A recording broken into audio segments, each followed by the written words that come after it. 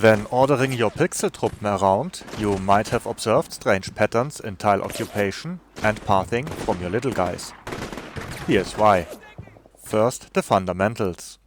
When choosing a position for a squad with multiple troops, you will see a violet overlay of the action tiles your little guys will occupy. Deviations from that preview are rare, but possible. When giving a movement order, the lighter shade indicates the lead troop with the squad leader, the darker shades the subordinate troops. When occupying tiles, infantry will prefer tiles that provide cover. Terrain that is hard to navigate will be avoided by default. In cover, troops often tend to fuse on the same tile when in a 3-troop squad to only occupy 2 tiles. 2-troop squads are not affected by that, except for terrain that is hard to navigate, like rocky ground, marsh or heavy forest.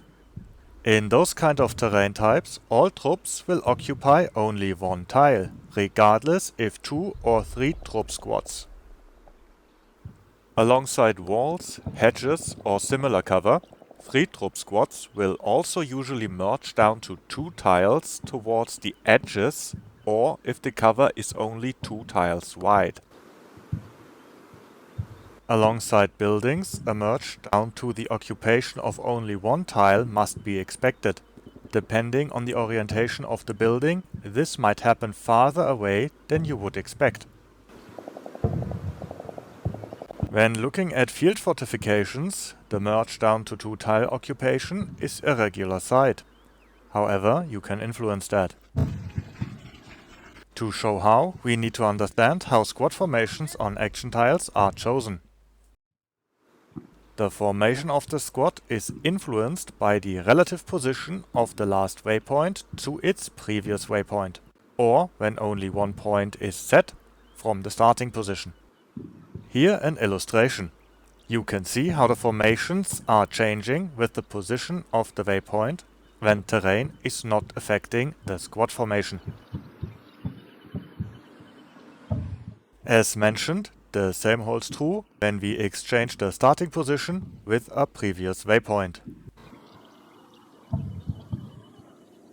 We can, however, also manage the positioning by selecting the last waypoint and giving a phase order, a use that was sadly neglected in my guide regarding the phase order. Using the phase order alone, without the last waypoint selected, will only change the facing of the unit and its cover usage, and will not give you a direct way to affect their tile occupation.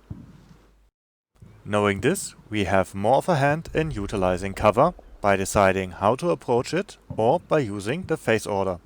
By keeping this in mind, we can avoid troops being stuck in the open when a trench might be nearby.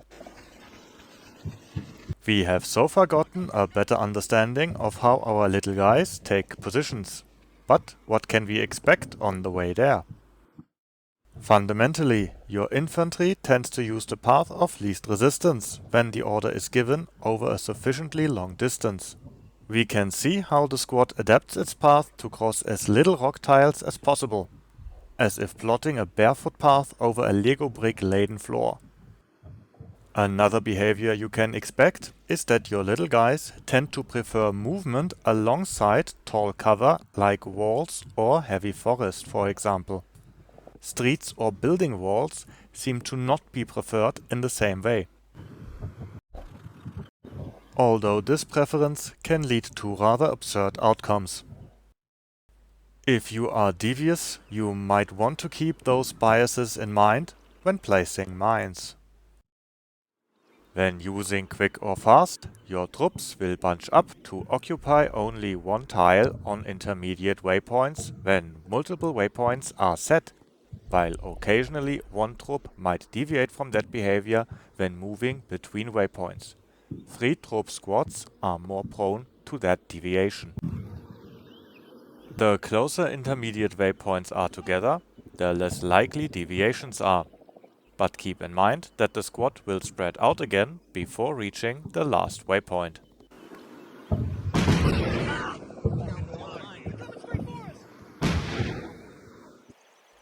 If only 1 waypoint is set, Bunching up can be counteracted even with quick and fast.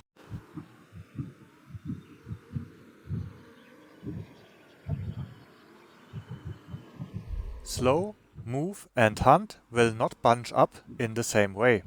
They will stay spread out.